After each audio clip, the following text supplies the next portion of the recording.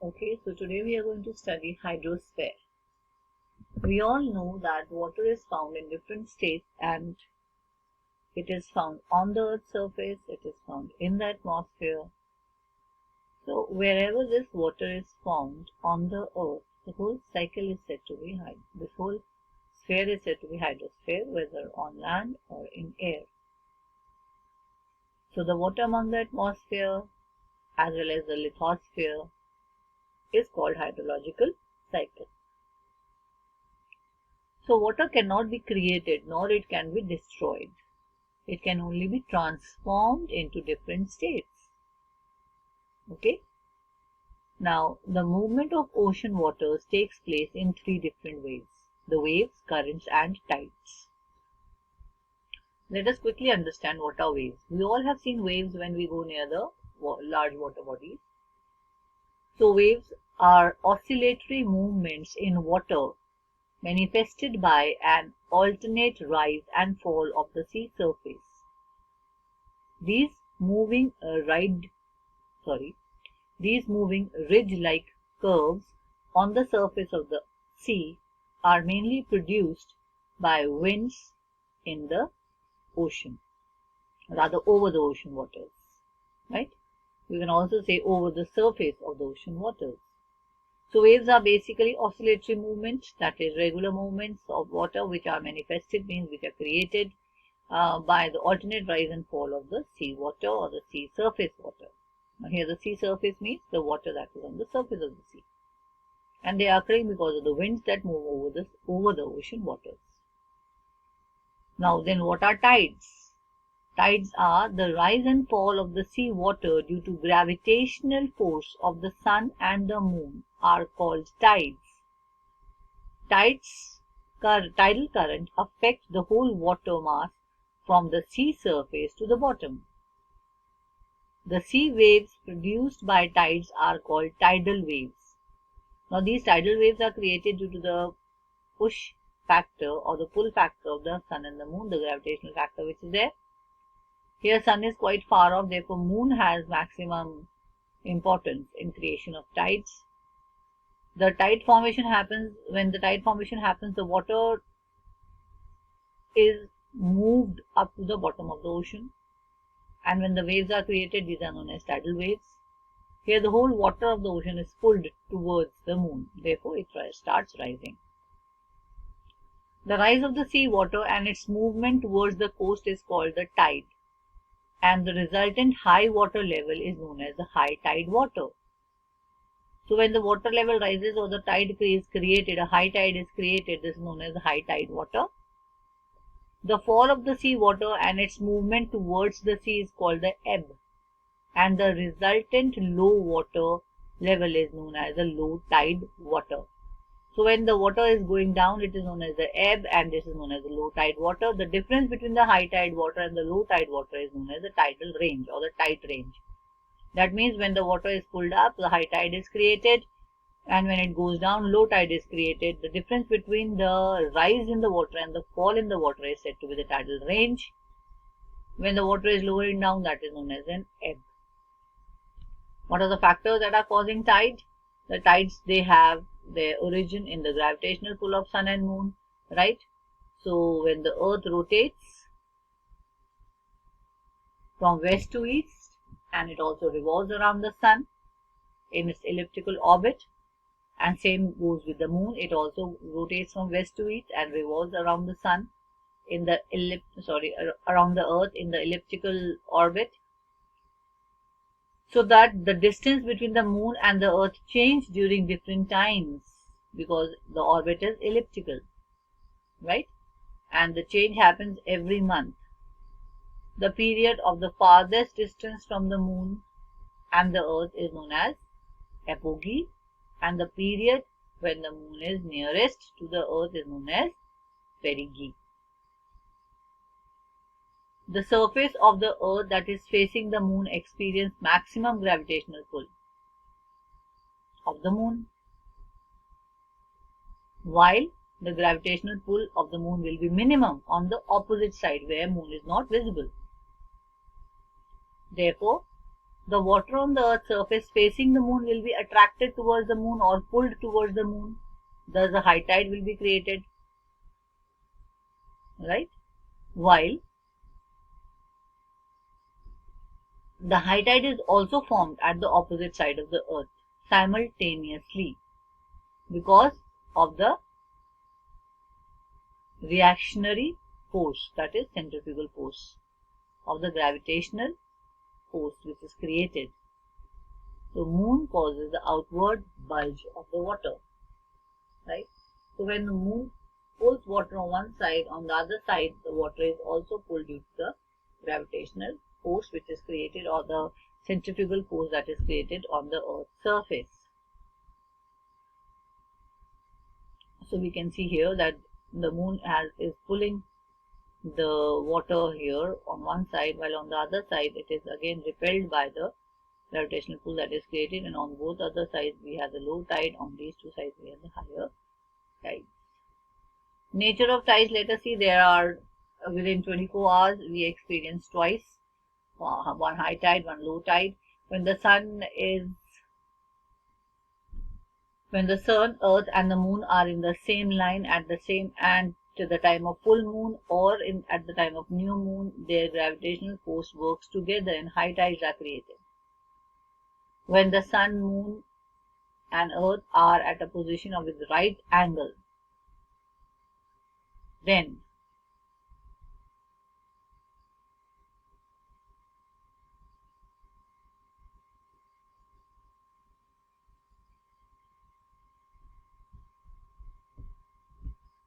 I'll just go back to this page. I hope I missed something.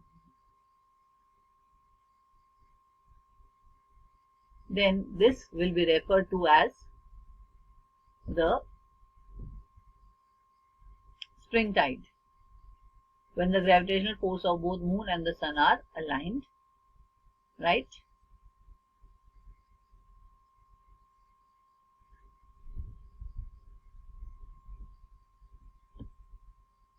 Now I'll explain you through the diagram. I hope I have the diagram of the sun, moon and the Earth alignment. Yes. So here it says that the sun is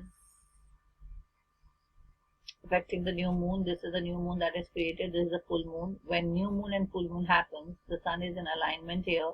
The tides are created. This is the maximum high tides that are created during the full moon and the new moon. While because of the gravitational pull of the moon and the sun, while on the other side we have the low tide, right? These are the low tides, these are the high tides. So alternately low and high tides are created. I hope I made it clear to you. So here it says that the Earth, when the sun, moon and the Earth, the page starts from here, which I was explaining. I think there is some. So when the sun and the moon and the are at the position of right angles with reference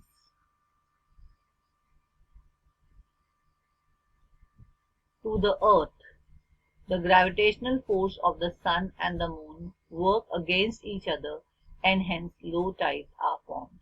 So when they are in alignment, the high tides are created, and the opposite side we have the low tide. This situation occurs during the 8th day of each fortnight of the month. Fortnight means 15 days, so 8th day of that is low tide created, right? The tides can be periodic. They are periodic in nature, that means they occur at a particular period of time. Again here you can see that the moon, whenever the moon is in either new moon or it is the full moon, we have the creation of high tides, right? Nothing much in high tide we have to do. We basically have to focus on the currents. Let us come to the currents, that is ocean currents, which is in the syllabus. So basically what are ocean currents? Their definition should be known to you.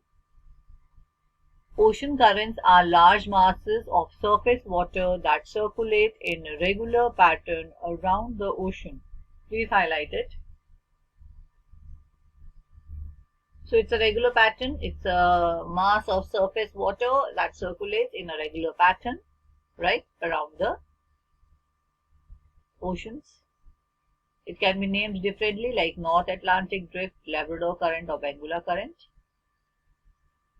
Now based on temperature, ocean currents can be divided into two, the warm and the cold currents. Warm currents are reflected by red lines and cold currents are reflected by blue lines on the map.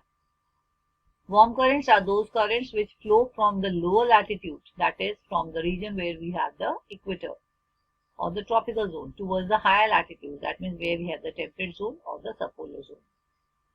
And they bring warm waters into cold water. So what they are doing, they are giving warm currents there, they are giving warmth there. Cold currents, they have the lower surface temperature and they bring cold waters into the warm water. They flow from higher latitudes, that means they are moving from polar region towards the lower latitude, that is towards the equator. So in this way they mix the temperature and try to reduce the temperature of the ocean water. Based on their depth, they can be called as the surface current or the deep water current. Surface currents are basically, they are just the 10% of the ocean water and they lie up to 400 meters in the ocean. These currents constitute only about 10%, right, of the water, while deep water currents are the ones that are made up of 90% of the ocean waters, and these waters move around the ocean basin, that is floor, due to the variation in the density of gravity. The deep water sinks into the ocean, right, basins and at high latitudes where the temperature is cold and causes a density increase in density. So deep water currents are about 90% of the water which is covered under deep water currents, and wherever there is lower temperature the water becomes dense and therefore it settles down near the base of the ocean, right. Let us see what are the causes of the ocean currents. So ocean currents have a regular pattern, first of all, we have understood, and they are circulating waters around the ocean. Their origin and nature of movement of the current is related to the following factors. Now origin means where they are created. We just now said that they are warm and cold currents. Warm currents make the cold region warmer and cold currents make the warmer regions cooler. Now this current is created. The factors that are responsible for the creation are, first is the level of salinity, right. The higher the level of salinity means the salt that is in water, the denser will be the current, because the water becomes heavy because of salts, therefore it becomes dense. So the higher the level of salinity of ocean water, the denser it is. Water with less salinity therefore flows over the denser saline water. Therefore again it is moving from, when the water is having large amount of salt, this water is dense, remains at the lower part. The water which is less dense will float over it, okay. For example, the Mediterranean Sea is more saline as compared to the Atlantic Ocean. So the Atlantic water flow over Mediterranean Sea surface.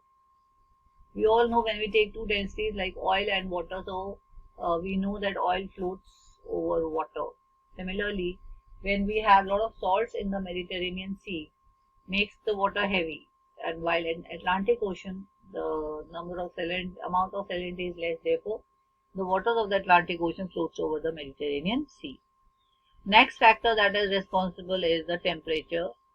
The oceans near the tropics and equator are much warmer than the ocean waters in the polar region. Therefore, warm equatorial water moves towards the pole as warm currents, while cold ocean currents move towards the equator as cold currents. This we have done as warm and cold currents. Similar thing is given here, that the temperature is another factor in the ocean currents. Next is the Earth's rotation. We all have done that the movement of the ocean currents, it has a particular pattern. Let us see why.